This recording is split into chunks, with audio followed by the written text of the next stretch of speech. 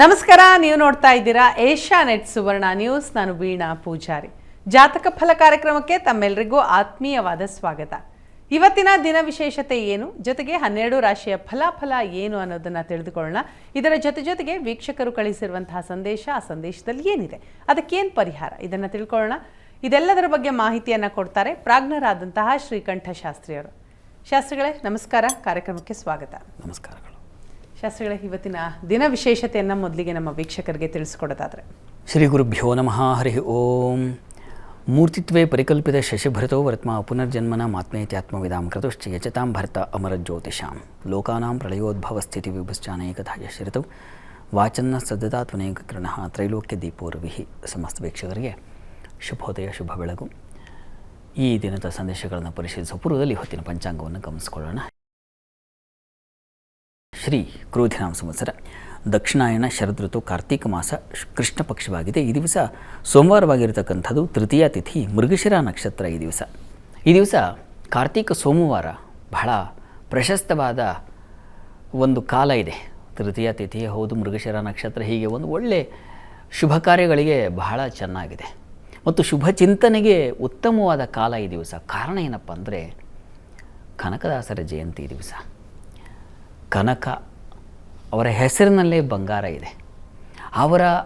ಅವರು ಹೇಳಿದ ಅಷ್ಟು ಉಪದೇಶಗಳು ಬಂಗಾರ, ಪುಟವಿಟ್ಟ ಚಿನ್ನವೇ, ಸಂಶಯವೇ ಇಲ್ಲ ಅದರಲ್ಲಿ. ಅವರು ಆಗಿನ ಕಾಲದಲ್ಲಿ, ಅವರು ಬದುಕಿದ್ದ ಕಾಲದಲ್ಲಿ ಅದೊಂದು ಜಾತಿಯ ಸಂಘರ್ಷ,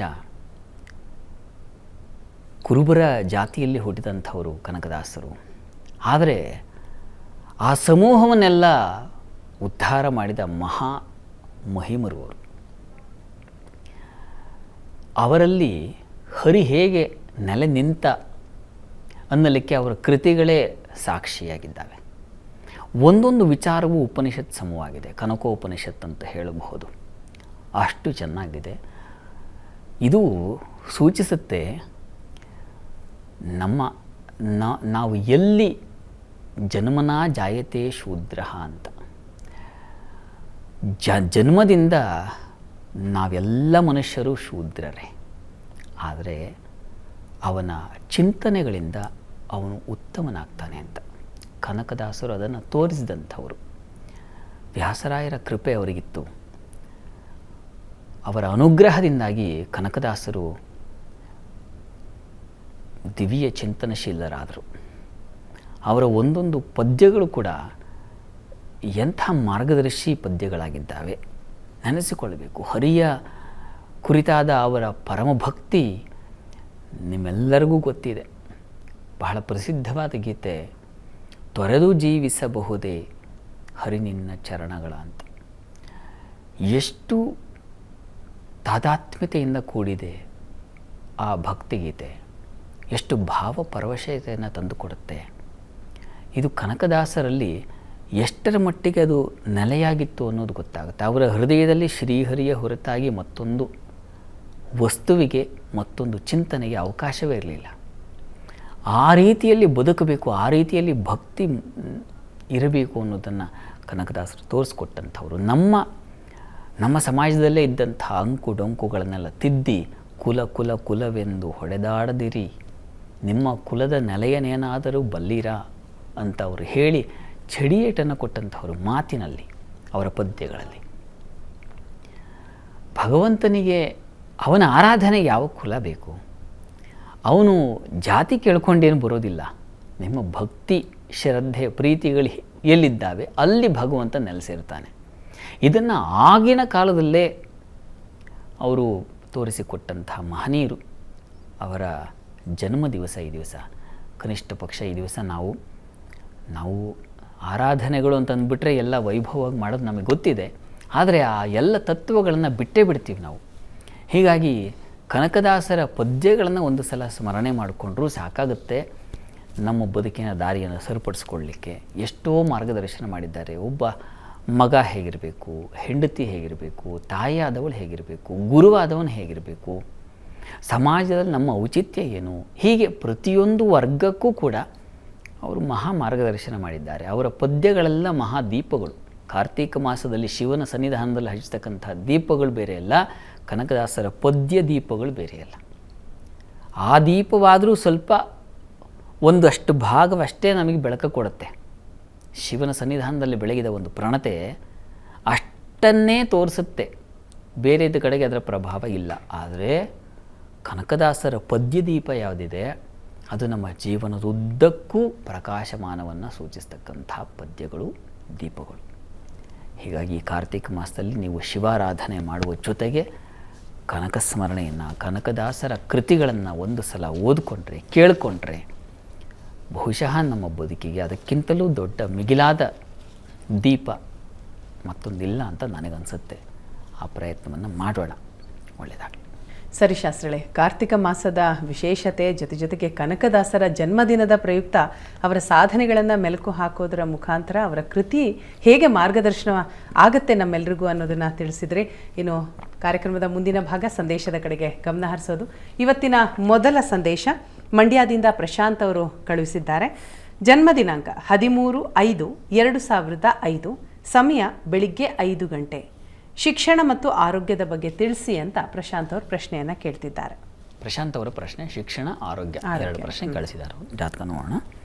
ನೋಡಿ, ತಮ್ಮ ಜಾತಕವನ್ನು ಪರಿಶೀಲಿಸಿದ್ರೆ ಇದು ಮೇಷ ಲಗ್ನವಾಗಿದೆ. ಲಗ್ನದಲ್ಲಿ ರವಿ ಬುಧರಿದ್ದಾರೆ. ಪ್ರಸ್ತುತ ನಿಮಗೆ ಕಾಲವನ್ನು ಗಮನಿಸ್ಕೊಂಡ್ರೆ ಈಗ ಶನಿ ದಶೆಯಲ್ಲಿ ತಮಗೆ ಬುಧನ ಕಾಲ ನಡೀತಾ ಇದೆ. ನೋಡಿ, ಷಷ್ಠಾಧಿಪತಿ ಬುಧ. ನಿಮ್ಮ ಜಾತಕಕ್ಕೆ ಈ ಲಗ್ನಕ್ಕೆ ಬುಧ ಸ್ವಲ್ಪ ಮಾರಕ. ಹೀಗಾಗಿ ಅವನ ಟೈಮ್ ನಡೀತಾ ಇರೋದ್ರಿಂದ ಚರ್ಮ ರೋಗ ಬರಬಹುದು, ಅಥವಾ ಬುಧನಿಗೆ ಸಂಬಂಧಿಸಿರ್ತಕ್ಕಂಥ ನಿಮ್ಮ ಸ್ಥಾನವನ್ನು ಕುರಿತು ಹೇಳೋದಾದರೆ ಗಂಟಲ ಬಾಧೆ ಬರಬಹುದು, ಉದರ ಸಂಬಂಧಿ ತೊಂದರೆಗಳು ಉಂಟಾಗಬಹುದು. ಈ ರೀತಿಯ ತೊಡಕುಗಳನ್ನು ಸೂಚಿಸ್ತಾ ಇದೆ. ಹೀಗಾಗಿ ಇದಕ್ಕೇನಪ್ಪ, ಧನ್ವಂತರಿ ಪ್ರಾರ್ಥನೆ ಮಾಡಬೇಕು. ಒಂದು ಬುಧ ಶಾಂತಿ ಮಾಡಿಸಿದ್ರೆ ತುಂಬ ಒಳ್ಳೆಯದು. ಅಥವಾ ಆಗಲಿಲ್ಲ ಅಂದ ಪಕ್ಷದಲ್ಲಿ ಧನ್ವಂತರಿ ಪ್ರಾರ್ಥನೆ, ಧನ್ವಂತರಿ ಹೋಮ ಇವುಗಳೆಲ್ಲ ಬೇಕು. ಯಾಕೆಂದರೆ ಕಾಲ ಸ್ವಲ್ಪ ನಮಗೆ ಕಹಿಯಾಗಿದ್ದಾಗ, ಕಠಿಣ ತಿರುವನ್ನು ಕೊಟ್ಟಾಗ ನಾವು ಆರಾಧನೆಗಳನ್ನು ತಪ್ಪಿಸಬಾರ್ದು. ಹೀಗಾಗಿ ತಾವು ಮಾಡಿ ಇದನ್ನು ಬುಧ ಶಾಂತಿ ಧನ್ವಂತರಿ ಹವನ ಮಾಡಿದ್ರೆ ಬಹಳ ಒಳ್ಳೆಯದು. ಪ್ರಯತ್ನ ಮಾಡಿ. ಒಳ್ಳೆಯದಾಗಲಿ. ಇನ್ನು ಮುಂದಿನ ಸಂದೇಶ ತುಮಕೂರಿನಿಂದ ನಳಿನಿ ಅವರು ಕಳಿಸಿರುವಂಥದ್ದು. ಅವರ ಜನ್ಮ ದಿನಾಂಕ 10/11/1978, ಸಮಯ ಮಧ್ಯಾಹ್ನ 3 ಗಂಟೆ. ಆರೋಗ್ಯದ ಸಮಸ್ಯೆ ಇದೆ, ದಯವಿಟ್ಟು ಪರಿಹಾರ ತಿಳಿಸಿ ಅಂತ ಪ್ರಶ್ನೆ ಕೇಳ್ತಾ ಇದ್ದಾರೆ. ನಳಿನಿ ಅವರ ಪ್ರಶ್ನೆ ಆರೋಗ್ಯ ಸಮಸ್ಯೆ ಇದೆ, ಪರಿಹಾರ ಏನು ಅಂತ ಕೇಳಿದಾರಲ್ವಾ? ನೋಡೋಣ, ಜಾತಕ ಪರಿಶೀಲಿಸೋಣ. ನೋಡಿ, ತಮ್ಮದು ಮೀನ ಲಗ್ನ. ಲಗ್ನದಲ್ಲಿ ಕೇತುವಿದ್ದಾನೆ. ಈಗ ಪ್ರಸ್ತುತ ಕೇತು ದಶೆ ನಡೀತಾ ಇದೆ. ಕೇತು ದಶೆಯಲ್ಲಿ ಶನೈಶ್ಚರ ಭಕ್ತಿ ನಡೀತಾ ಇದೆ. ಶನೈಶ್ಚರ ನಿಮ್ಮ ಜಾತಕದಲ್ಲಿ ಷಷ್ಠದಲ್ಲಿ ರೋಗಸ್ಥಾನದಲ್ಲೇ ಇರತಕ್ಕಂಥದ್ದು. ಇದೇ ಬಾಧಕ. ಕೇತು ಶನಿಯರ ದಶಾಭಕ್ತಿಯೂ ಅನುಕೂಲಕರವಲ್ಲ. ದಯವಿಟ್ಟು ತಪ್ಪದೆ ಒಂದು ಶನೈಶ್ಚರ ಶಾಂತಿ ತಪ್ಪದೇ ಮಾಡಿಸ್ಬೇಕು. ಮತ್ತು ಒಂದು ಮೃತ್ಯುಂಜಯ ಶಾಂತಿಯೂ ಬೇಕು. ಮೃತ್ಯುಂಜಯ ಹವನ ಎಲ್ಲ ರೋಗಗಳನ್ನು ಪರಿಹರಿಸ್ತಕ್ಕಂತಹ ಶಕ್ತಿ ಮೃತ್ಯುಂಜಯ ಜಪಕ್ಕೆ, ಮೃತ್ಯುಂಜಯ ಹೋಮಕ್ಕೆ ಇದೆ. ಇದನ್ನು ಮಾಡಿದ್ರೆ ತುಂಬ ಒಳ್ಳೆಯದು. ದಯವಿಟ್ಟು ಮಾಡಿಸಿ. ಯಾಕೆಂದರೆ ಗ್ರಹಗಳು ದುರ್ಬಲವಾಗಿದ್ದಾಗ, ಕ್ರೂರ ಗ್ರಹಗಳ ದಶಾಕಾಲವಿದ್ದಾಗ ಶಾಂತಿಂ ಕುರ್ಯಾತ್ ವಿಧಾನತಃ ತತಃ ಶುಭಂ ಆಪ್ನೋತಿ ಅಂತ ಶಾಸ್ತ್ರದ ಮಾತು. ದಯವಿಟ್ಟು ಇದನ್ನು ಮಾಡಿಸಿ. ಒಳ್ಳೆಯದಾಗಲಿ. ಇನ್ನು ಮುಂದಿನ ಸಂದೇಶ ಬೆಂಗಳೂರಿನಿಂದ ಪ್ರಸಾದ್ ಅವರು ಕಳುಹಿಸಿದ್ದಾರೆ. ಅವರ ಜನ್ಮ ದಿನಾಂಕ 4/2/1986, ಸಮಯ ಸಂಜೆ 5 ಗಂಟೆ 15 ನಿಮಿಷ. ಕೆಲಸದಲ್ಲಿ ಕಿರಿಕಿರಿ ಇದೆ, ಅದಕ್ಕೇನಾದ್ರು ಪರಿಹಾರ ಇದೆಯಾ, ದಯವಿಟ್ಟು ತಿಳಿಸಿ ಅಂತ ಪ್ರಶ್ನೆ ಕೇಳ್ತಿದ್ದಾರೆ. ಪ್ರಸಾದ್ ಅವರ ಪ್ರಶ್ನೆ ಕೆಲಸದಲ್ಲಿ ಕಿರಿಕಿರಿ ಆಗಿದೆ, ಅದಕ್ಕೇನು ಪರಿಹಾರ ಕೇಳಿದ್ದಾರೆ. ಜಾತಕ ನೋಡೋಣ. ನೋಡಿ, ತಮ್ಮದು ಕರ್ಕಟಕ ಲಗ್ನ. ಲಗ್ನದಿಂದ ಕರ್ಮಾಧಿಪತಿ ಕುಜ ನಿಮ್ಮ ಜಾತಕದಲ್ಲಿ, ಅವನಿಗೆ ಬಲ ಇದೆ, ಇಲ್ಲ ಅಂತಲ್ಲ. ಪ್ರಸ್ತುತ ರವಿ ದಶೆಯಲ್ಲಿ ತಮಗೆ ಈಗ ನಡೀತಾ ಇರತಕ್ಕಂಥದ್ದು ರಾಹುವಿನ ಕಾಲ ನಡೀತಾ ಇದೆ. ನೋಡಿ, ಈ ಮುಂದಿನ ಜೂನ್ವರೆಗೆ ಸ್ವಲ್ಪ ಕಿರಿಕಿರಿ ಇದೆ, ಇಲ್ಲ ಅಂತಲ್ಲ. ಹೀಗಾಗಿ ತಾವು ದುರ್ಗಾ ಪ್ರಾರ್ಥನೆ ಒಂದು ಸಲ ಸಾಧ್ಯವಾದರೆ ದುರ್ಗಾ ಸಪ್ತಶತಿ ಪಾರಾಯಣ ಮಾಡಿಸಿ, ತುಂಬ ಸಹಾಯವಾಗುತ್ತೆ. ನೀವು ಮಾಡಿಸಿ ನೋಡಿ. ಅದರಲ್ಲಿ ಯಾದೇವಿ ಸರ್ವಭೂತೇಷು ವೃತ್ತಿರೂಪೇಣ ಸಂಸ್ಥಿತ ನಮಸ್ತಸ್ಯೈ ನಮಸ್ತಸ್ಯೈ ನಮಸ್ತಸ್ಯೈ ನಮೋ ನಮಃ. ಈ ಮಂತ್ರ ಪ್ರತಿ ದಿವಸ ಹೇಳ್ಕೊಂಡು ಹೋಗಿ. ಕೆಲಸಕ್ಕೆ ಹೋಗುವಾಗ ಈ ಮಂತ್ರ ಹೇಳ್ಕೊಂಡು ಹೋಗಿ, ಅದು ತೊಡಕನ್ನು ಬಿಡಿಸಾಕತ್ತೆ. ಇನ್ನೂ ಒಂದು ಮಾಡಬೇಕು. ಇನ್ನೂ ಒಂದು ಅದರಲ್ಲಿ ವಿಶೇಷವಾದ ಮಂತ್ರ ಇದೆ. ಬಾಲಗ್ರಹಾಭಿಭೂತಾನಾಂ ಬಾಲಾನಾಂ ಶಾಂತಿಕಾರಕಂ ಸಂಘಾತ್ ಭೇದೇ ಚಂದ್ರನಾಂ ಮೈತ್ರೀಕರಣ ಉತ್ತಮಂ ಅಂತ. ಇವೆರಡನ್ನೂ ನೀವು ಹೇಳ್ಕೊಂಡು ಹೋಗಬೇಕು. ಆವಾಗ ನಿಮ್ಮ ವೃತ್ತಿಯಲ್ಲಿ ಬಲವೂ ಬರುತ್ತೆ, ವೈರಿಗಳು ದೂರ ಆಗ್ತಾರೆ. ಇದನ್ನು ಮಾಡಿ ನೋಡಿ, ಆಮೇಲೆ ಒಳ್ಳೆಯದಾಗಲಿ. ಇನ್ನು ಮುಂದಿನ ಸಂದೇಶ ಶಿವಮೊಗ್ಗದಿಂದ ಮನು ಅವರು ಕಳಿಸಿದ್ದಾರೆ. ಜನ್ಮ ದಿನಾಂಕ 15/7/1998, ಸಮಯ ಬೆಳಿಗ್ಗೆ 4 ಗಂಟೆ. ಸ್ವಂತ ಮನೆ ಯಾವಾಗುತ್ತೆ ದಯವಿಟ್ಟು ತಿಳಿಸಿ ಅಂತ ಪ್ರಶ್ನೆಯನ್ನು ಕೇಳ್ತಿದ್ದಾರೆ. ಮನು ಅವರ ಪ್ರಶ್ನೆ ಸ್ವಂತ ಮನೆ ಯಾವಾಗುತ್ತೆ ಅಂತ ಕೇಳಿದಾರಲ್ಲ. ಜಾತಕ ನೋಡೋಣ. ನೋಡಿ, ತಮ್ಮ ಜಾತಕವನ್ನು ಗಮನಿಸಿದ್ರೆ ಇದು ವೃಷಭ ಲಗ್ನ. ಲಗ್ನದಿಂದ ಚತುರ್ಥಾಧಿಪತಿ ರವಿ. ಚತುರ್ಥಾಧಿಪತಿ ಅಂದರೆ ನಿಮಗೆ ಮನೆ ಬಗ್ಗೆ ಕೇಳಿದ್ದೀರಾ. ಮನೆಯ ಅಧಿಪತಿ ಅವನ ಟೈಮ್ ಬರಬೇಕು. ಆಗ ಬಂಧೂಪಕಾರಂ ಕೃಷಿಕರ್ಮ ಸಿದ್ಧಿಂ ಸ್ತ್ರೀ ಸಂಗಮಂ ವಾಹನ ಲಾಭಮೇತಿ ಕ್ಷೇತ್ರಗೃಹಂ ನೂತನಮರ್ಥ ಸಿದ್ಧಿಂ ಸ್ಥಾನ ಪ್ರಶಸ್ತಂ ಸುಖೇಶದಾಯೇ ಅಂತ ಹೇಳುತ್ತೆ ಶಾಸ್ತ್ರ. ಹೀಗಾಗಿ ಅವನ ಸಮಯ ಬರಬೇಕು ಅಂತ. ಈಗ ಪ್ರಸ್ತುತ ಕಾಲ ನಿಮಗೆ ಬುಧನ ದಶೆಯಲ್ಲಿ ತಮಗೆ ನಡೀತಾ ಇರತಕ್ಕಂಥದ್ದು ರಾಹುವಿನ ಭಕ್ತಿ ನಡೀತಾ ಇದೆ. ನೋಡಿ, ಈ ರಾಹು ಚತುರ್ಥದಲ್ಲಿದ್ದಾನೆ. ತಾವು ಪ್ರಯತ್ನ ಮಾಡಬಹುದು, ಆದರೆ ಅಲ್ಲಿ ರಾಹು ಅಷ್ಟು ಬಲ ಇಲ್ಲ, ತೊಂದರೆ ಮಾಡುತ್ತೆ. ಹೀಗಾಗಿ ಈಗ ಸದ್ಯಕ್ಕೆ ಬೇಡ. ನಿಮಗೆ ಲಾಭಾಧಿಪತಿ ಕಾಲ ಒಂದು ಬರ್ತದೆ, 25 ಅಕ್ಟೋಬರಲ್ಲಿ ಬರ್ತದೆ. ಆಗ ನಿಮಗೆ ಸ್ವಲ್ಪ ಮಟ್ಟಿಗೆ ಅನುಕೂಲ ಆಗುತ್ತೆ. ಹೀಗಾಗಿ ಸ್ವಲ್ಪ ತಾಳ್ಮೆಯಿಂದ ಇರಿ, ಅನುಕೂಲಗಳಾಗುತ್ತೆ. 25 ಅಕ್ಟೋಬರ್ ಮುಂದಿನ ವರ್ಷದ ನಂತರದಲ್ಲಿ ಪ್ರಯತ್ನ ಮಾಡಿ, ಒಳ್ಳೆಯದಾಗಲಿ. ಈಗ ತಾವೆಲ್ಲ ಕುತೂಹಲದಿಂದ ಕಾಯ್ತಾ ಇರುವ 12 ರಾಶಿಯ ಫಲಾಫಲ ಹೇಗಿದೆ ಅನ್ನೋದನ್ನು ತಿಳಿಯೋಣ. ಶಾಸ್ತ್ರಿಗಳೇ, ಮೊದಲಿಗೆ ಮೊದಲ 6 ರಾಶಿಯ ಬಗ್ಗೆ ತಿಳಿಸ್ಕೊಡೋದಾದರೆ. 12 ರಾಶಿಗಳ ಫಲಾಫಲ ತಿಳಿಯುವ ಮುನ್ನ ಇವತ್ತಿನ ಗ್ರಹಸ್ಥಿತಿಯನ್ನು ಗಮನಿಸ್ಕೊಳ್ಳೋದಾದರೆ, ವೃಷಭ ರಾಶಿಯಲ್ಲಿ ಗುರು ಇರ್ತಕ್ಕಂಥದ್ದು, ಮಿಥುನ ರಾಶಿಯಲ್ಲಿ ಚಂದ್ರ, ಕರ್ಕಟಕ ರಾಶಿಯಲ್ಲಿ ಕುಜ, ಕನ್ಯಾ ರಾಶಿಯಲ್ಲಿ ಕೇತು, ರವಿ ಬುಧರು ಒಟ್ಟಾಗಿದ್ದಾರೆ. ಅದು ವೃಶ್ಚಿಕ ರಾಶಿಯಲ್ಲಿ, ಧನು ರಾಶಿಯಲ್ಲಿ ಶುಕ್ರ, ಶನೈಶ್ಚರ ಕುಂಭ ರಾಶಿಯಲ್ಲಿ, ಮೀನ ರಾಶಿಯಲ್ಲಿ ರಾಹುವಿನ ಜೊತೆಗೆ ಮಾಂದಿ ಉದಯಾಗಿದೆ. ಹೀಗಿರುವಾಗ 12 ರಾಶಿಗಳ ಫಲಾಫಲವನ್ನು ಗಮನಿಸ್ತಾ ಹೋಗೋಣ. ಮೊದಲಿಗೆ ಮೇಷರಾಶಿ. ಮೇಷರಾಶಿಯವರಿಗೆ ದಿವಸ ವ್ಯಯ ಉಂಟಾಗುತ್ತೆ, ಜೊತೆಗೆ ಅನಗತ್ಯ ವ್ಯಯ. ಇದು ಬೇಡದೇ ಇರತಕ್ಕಂಥ ಖರ್ಚು ಅತಿಯಾಗುತ್ತೆ. ಕಣ್ಣಿಗೆ ತೊಂದರೆಗಳುಂಟಾಗೋ ಸಾಧ್ಯತೆ ಇದೆ. ಕಾಲಿಗೆ ಇನ್ಫೆಕ್ಷನ್ ಆಗೋ ಸಾಧ್ಯತೆ ಹೆಚ್ಚಾಗಿದೆ. ಚಿಕ್ಕದ್ರಲ್ಲೇ ಪ್ರಮಾದ ಮಾಡ್ಕೋಬೇಡಿ, ಚಿಕ್ಕದ್ರಲ್ಲೇ ತೋರಿಸ್ಕೊಳ್ಳೋದು ಬಹಳ ಒಳ್ಳೆಯದು. ಈ ದಿವಸ ಸಹೋದರ ಸಹಕಾರ ಚೆನ್ನಾಗಿದೆ. ಸೇವಕರು ಸಹಾಯಕರಿಂದ ಹೆಚ್ಚಿನ ಅನುಕೂಲ ಇದೆ. ವೃತ್ತಿಯಲ್ಲಿ ಹೆಚ್ಚಿನ ಅನುಕೂಲ ಇದೆ.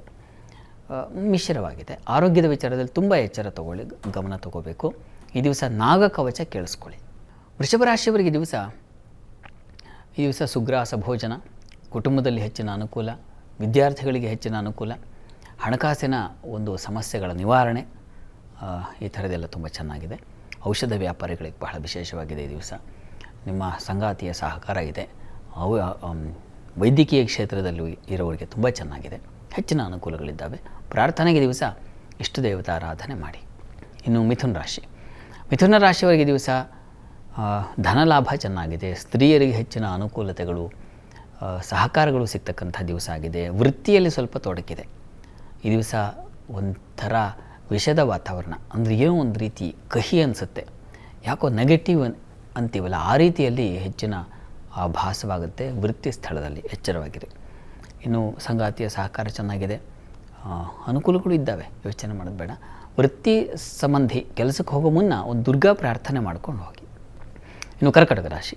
ಕರ್ಕಟಕ ರಾಶಿಯವರಿಗೆ ದಿವಸ ವ್ಯಯ ಹೆಚ್ಚು, ಅಧಿಕ ವ್ಯಯ. ಒಳ್ಳೆಯ ಕೆಲಸಗಳಿಗೆ ಇನ್ವೆಸ್ಟ್ಮೆಂಟ್ ರೀತಿಯಲ್ಲಿ ವ್ಯಯ ಉಂಟಾಗುತ್ತೆ. ಈ ದಿವಸ ತಂದೆ ಮಕ್ಕಳಲ್ಲಿ ಮನಸ್ತಾಪ ಬರುತ್ತೆ. ಶುಭ ಕಾರ್ಯಗಳಿಗೆ ಅಶುಚಿ, ಮೈಲಿಗೆ ಉಂಟಾಗುತ್ತೆ. ಯಾವುದೋ ಒಂದು ಒಳ್ಳೆಯ ಕಾರ್ಯ ಮಾಡಬೇಕು, ಆಗಲ್ಲ, ಪೋಸ್ಟ್ಪೋನ್ ಆಗ್ತಕ್ಕಂಥದ್ದು, ಈ ಥರದ್ದೆಲ್ಲ ಇದೆ. ಇನ್ನು ಕೆಲಸದಲ್ಲಿ ಪರವಾಗಿಲ್ಲ, ಅನುಕೂಲಕರ ವಾತಾವರಣ ಇದೆ. ವ್ಯಯದ ನಿವಾರಣೆಗೆ, ಈ ಒಂದು ದೋಷ ನಿವಾರಣೆಗೆ ನೀವು ಕೂಡ ದುರ್ಗಾ ಸನ್ನಿಧಾನದಲ್ಲಿ ಒಂದು ರುದ್ರಾಭಿಷೇಕ ಮಾಡಿಸಿ. ಇನ್ನು ಸಿಂಹರಾಶಿಯವರಿಗೆ ಈ ದಿವಸ ಅಷ್ಟಮದಲ್ಲಿ ಮಾಂದಿ ಉದಯಾಗಿದೆ. ರಾಹು ಜೊತೆಗೆ ಹುಷಾರಾಗಿರಬೇಕು. ವೈಷಮ್ಯಗಳು, ದ್ವೇಷ, ಕಲಹ, ಜಗಳ ತಾರಕಕ್ಕೆ ಹೋಗುತ್ತೆ, ಅಂದರೆ ಹೆಚ್ಚಾಗುತ್ತೆ. ಗಮನ ಕೊಡಬೇಕು. ಸಣ್ಣ ಪುಟ್ಟ ವಿಚಾರಗಳ ಕಡೆಗೂ ಕೂಡ ಲಾಭ ಇದೆ. ಆದರೆ ಕೃಷಿ ಚಟುವಟಿಕೆಗಳಲ್ಲಿ ಲಾಭ, ಸ್ತ್ರೀಯರಿಗೆ ಲಾಭ, ಹಿರಿಯರಿಂದ ಹೆಚ್ಚಿನ ಅನುಕೂಲ, ವೃತ್ತಿಯಲ್ಲೂ ನಿಮಗೆ ಅನುಕೂಲಗಳಿದ್ದಾವೆ. ಹೆಚ್ಚಿನ ಶುಭ ಫಲವಿದೆ. ಆದರೆ ಈ ಅಷ್ಟಮದ ತೊಡಕಿನ ನಿವಾರಣೆಗೆ ಶಿವನ ಸನ್ನಿಧಾನದಲ್ಲಿ ಒಂದು ರುದ್ರಾಭಿಷೇಕ, ದೀಪದಾನ ಮಾಡಿ, ಒಳ್ಳೆಯದು. ಇನ್ನು ಕನ್ಯಾ ರಾಶಿ. ಕನ್ಯಾ ರಾಶಿಯವರಿಗೆ ದಿವಸ ವೃತ್ತಿಯಲ್ಲಿ ಬಹಳ ವಿಶೇಷವಾದ ಲಾಭ, ಅನುಕೂಲಗಳಿದ್ದಾವೆ. ಕೃಷಿಕರಿಗೆ ತುಂಬ ಚೆನ್ನಾಗಿದೆ. ಧಾನ್ಯ ವ್ಯಾಪಾರಿಗಳಿಗೆ ಚೆನ್ನಾಗಿದೆ. ಹೂವಿನ ವ್ಯಾಪಾರಿಗಳಿಗೆ ತುಂಬ ಚೆನ್ನಾಗಿದೆ. ಈ ದಿವಸ ನಿಮ್ಮ ಸ್ನೇಹಿತರ ಬಂಧುಗಳ ಸಹಕಾರ ಚೆನ್ನಾಗಿದೆ. ಆದರೆ ದಾಂಪತ್ಯದಲ್ಲಿ ಮನಸ್ತಾಪ ಇದೆ, ತುಂಬ ವ್ಯಾಪಾರದಲ್ಲಿ ಮೋಸ ಇದೆ ಅತಿಯಾಗಿ. ಹೀಗಾಗಿ ದಿವಸ ನೀವು ತಪ್ಪದೆ ನಾಗ ಸನ್ನಿಧಾನದಲ್ಲಿ ಒಂದು ಅಭಿಷೇಕ ಮಾಡಿಸೋದು ತುಂಬ ಒಳ್ಳೆಯದು. ಇನ್ನು ತುಲಾರಾಶಿಯವರಿಗೆ ದಿವಸ ದೇವತಾ ಪೂಜೆ ಪುನಸ್ಕಾರಗಳಲ್ಲಿ ಭಾಗಿಯಾಗ್ತೀರಾ. ಶಿವನ ಸನ್ನಿಧಾನಕ್ಕೆ ಹೋಗಿ ಬರುವ ಒಂದು ಮನಸ್ಸಾಗುತ್ತೆ. ಶುಭ ಚಿಂತನೆ, ಉತ್ತಮರ ಸಹವಾಸ, ಒಡನಾಟ ಚೆನ್ನಾಗಿದೆ. ವೃತ್ತಿಯಲ್ಲಿ ಹೆಚ್ಚಿನ ಅನುಕೂಲ ಕಾಣಲಿಕ್ಕೆ ಅವಕಾಶಗಳಿದ್ದಾವೆ. ದೈವಾನುಕೂಲದಿಂದ ವೃತ್ತಿಯಲ್ಲಿ ವಿಶೇಷವಾದ ಅನುಕೂಲ ಉಂಟಾಗುತ್ತೆ ಈ ದಿವಸ. ಆದರೆ ಆರೋಗ್ಯ ಬಾಧೆ ಸೂಚಿಸ್ತಾ ಇದೆ. ಸಾಲ ಶತ್ರುಗಳ ಕಾಟ, ಗೊತ್ತಾಗದ ಶತ್ರುಗಳು, ಹಿತಶತ್ರುಗಳೇ, ಅವರ ಕಾಟ ಜಾಸ್ತಿ ಇರ್ತದೆ. ಹುಷಾರು. ನೀವು ದುರ್ಗಾ ಸಪ್ತಶತಿ ಪಾರಾಯಣ, ದುರ್ಗಾ ಸಹಸ್ರನಾಮ, ಇದು ತುಂಬ ಒಳ್ಳೆಯದು ಹೇಳಿಕೊಂಡ್ರೆ. ಇನ್ನು ವೃಶ್ಚಿಕ ರಾಶಿಯವರಿಗೆ ದಿವಸ ವೃತ್ತಿಯಲ್ಲಿ ಬಹಳ ವಿಶೇಷವಾದ ಅನುಕೂಲ ಇದೆ. ಸ್ನೇಹಿತರ ಸಹಕಾರ ಚೆನ್ನಾಗಿರ್ತದೆ. ಆದರೆ ಮನಸ್ಸು ಈ ದಿವಸ ಚಂಚಲವಾಗುತ್ತೆ. ಉನ್ನತ ಶಿಕ್ಷಣದವರಿಗೆ ತೊಂದರೆ ಇದೆ. ಮತ್ತು ನಿಮ್ಮ ಸಭೆಗಳಲ್ಲಿ ವಿಚಲಿತಗೊಳ್ತೀರಾ, ತಪ್ಪು ನಿರ್ಣಯ ತಗೊಳ್ತೀರಾ. ಮಕ್ಕಳ ವಿಚಾರದಲ್ಲಿ ಮನಸ್ತಾಪ, ಬೇಸರ ಇದೆ, ಸ್ವಲ್ಪ ರಾಡಿ ಇದೆ. ಲಲಿತಾ ಸಹಸ್ರನಾಮ ಹೇಳ್ಕೊಳ್ಳಿ, ತುಂಬ ಒಳ್ಳೆಯದು. ಇನ್ನು ಧನುರಾಶಿಯವರಿಗೆ ದಿವಸ ಸಂಗಾತಿಯ ಸಹಕಾರ ತುಂಬ ಚೆನ್ನಾಗಿದೆ. ವ್ಯಾಪಾರದಲ್ಲಿ ಹೆಚ್ಚಿನ ಅನುಕೂಲ ಇದೆ. ವೃತ್ತಿಯಲ್ಲಿ ಸ್ವಲ್ಪ ಪರಿಶ್ರಮ ಜಾಸ್ತಿ, ಹೆಚ್ಚಿನ ಹೊರೆ ಇದೆ. ಪ್ರಯಾಣದಲ್ಲಿ ತೊಂದರೆ ಇದೆ. ಜಲಕಂಟಕಗಳನ್ನು ಸೂಚಿಸ್ತಾ ಇದೆ. ಹಾಗಾಗಿ ಹುಷಾರಾಗಿರಿ. ನೀರಿನ ತೊಡಕುಗಳು, ನೀರಿನ ಕಂಟಕಗಳು ಇದೆಲ್ಲ ಇದೆ. ಈ ದಿವಸ ನೀವು ಕಟೀಲು ದುರ್ಗಾ ಪರಮೇಶ್ವರಿ ಪ್ರಾರ್ಥನೆ ಮಾಡಿ.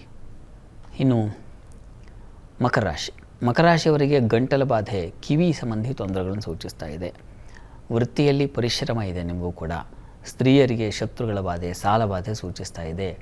ಬಂಧುಗಳಲ್ಲಿ ವಿರೋಧ ಬರೋ ಸಾಧ್ಯತೆ ಇದೆ. ಬಹಳ ಎಚ್ಚರಿಕೆಯಿಂದ ಇರಬೇಕು ಈ ದಿವಸ. ಪ್ರಾರ್ಥನೆಗೆ ನೀವು ಈಶ್ವರ ಸನ್ನಿಧಾನದಲ್ಲಿ ರುದ್ರಾಭಿಷೇಕ ಮಾಡಿಸಿ. ಇನ್ನು ಕುಂಭರಾಶಿಯವರಿಗೆ ದಿವಸ ಆಹಾರ ತೊಡಕಾಗುತ್ತೆ. ಜಂಕ್ ಫುಡ್ಡಿಂದ ಆರೋಗ್ಯ ಹಾನಿ ಇದೆ, ಹುಷಾರು. ಇನ್ನು ಈ ದಿವಸ ಕಣ್ಣಿನ ಬಾಧೆ ಸೂಚಿಸ್ತಾ ಇದೆ. ನಾಲಿಗೆ ತೊಂದರೆ ಆಗುತ್ತೆ, ಹಲ್ಲಿನ ತೊಂದರೆಗಳಾಗಬಹುದು. ಹೀಗಾಗಿ ಹುಷಾರಾಗಿರಿ. ಅದರ ಹೊರತಾಗಿ ಬುದ್ಧಿವಂತಿಕೆ ತುಂಬ ಚೆನ್ನಾಗಿದೆ.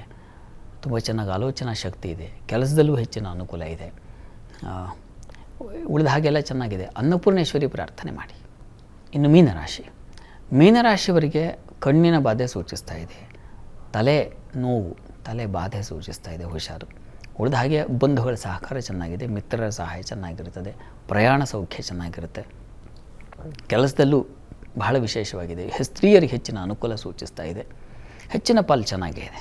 ಆರೋಗ್ಯ ದೃಷ್ಟಿಯಿಂದ ನಾಗ ಕವಚ ತಪ್ಪದೇ ಕೇಳಿಸ್ಕೊಳ್ಳಿ. ಈ ದಿವಸ 12 ರಾಶಿಗಳವರು, ರಾಶಿ ಗೊತ್ತಿಲ್ಲ ಅಂತಕ್ಕಂಥವ್ರು ಹೇಳಬಹುದಾದ ಮಂತ್ರ ಓಂ ಅನಘಾಯ ನಮಃ. ಈ ಮಂತ್ರವನ್ನು ಹೇಳ್ಕೊಳ್ಳಿ, ಶಿವನ ಕೃಪೆಯಾಗುತ್ತೆ. ಸರಿ ಶಾಸ್ತ್ರಿಗಳೇ, ಸಾಕಷ್ಟು ವಿಚಾರವನ್ನು ಇವತ್ತಿನ ಸಂಚಿಕೆಯಲ್ಲಿ ತಿಳಿಸ್ಕೊಟ್ಟಿದ್ದೀರಿ. ತುಂಬ ಧನ್ಯವಾದಗಳು. ಸರ್ವೇ ಜನಾಃ ಸುಖಿನೋ ಭವಂತು, ಸಮಸ್ತ ಸನ್ಮಂಗಳಾನೇ ಭವಂತು. ಎಲ್ಲರಿಗೂ ಶುಭವಾಗಲಿ. ಇದಾಗಿತ್ತು ಇವತ್ತಿನ ಜಾತಕ ಫಲ ವಿಶೇಷ ಕಾರ್ಯಕ್ರಮ. ನಾಳೆ ಮತ್ತೆ ಇದೇ ಸಮಯಕ್ಕೆ ಇದೇ ಕಾರ್ಯಕ್ರಮದಲ್ಲಿ ನಿಮ್ಮ ಭೇಟಿ. ಅಲ್ಲಿವರೆಗೂ ನೇರ, ದಿಟ್ಟ, ನಿರಂತರ ಸುದ್ದಿಗಾಗಿ ನೋಡ್ತಾ ಇರಿ ಏಷ್ಯಾನೆಟ್ ಸುವರ್ಣ ನ್ಯೂಸ್.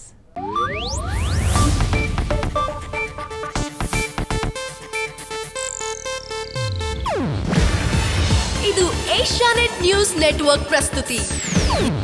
ನೀವು ನೋಡ್ತಿದ್ದೀರಾ ಏಷ್ಯಾನೆಟ್ ಸುವರ್ಣ ನ್ಯೂಸ್.